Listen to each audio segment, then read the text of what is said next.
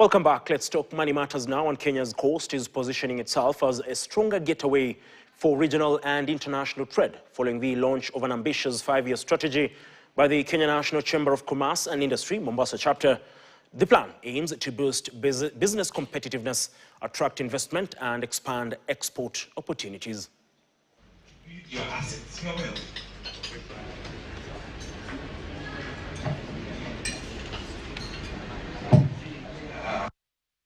As a catalyst for business growth and economic development. Ladies and gentlemen, we now turn to a valued partner who's contributing. But how do we... Strategic plan is a document that is very wholesome.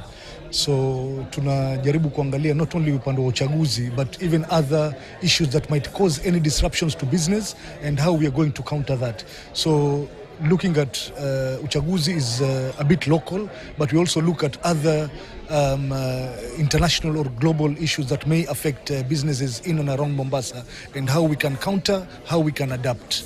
Most of the issues that we had, we actually talked to stakeholders, talked to partners, looked at the challenges collectively and wholesomely, and came up with a very strong, robust document that will then help us as a chamber to be able to carry out our mandate. The stronger Kenya's private sector becomes, the easier it becomes to attract investment, integrate global value chains, expand exports, and create opportunities for entrepreneurs. This is a giant achievement, and we are here to wish them well and to commit ourselves to further collaboration with them to ensure that their aspirations become a reality for the good of our two countries, Uganda and Kenya, because trade and investment are our areas of collaboration, key areas of collaboration.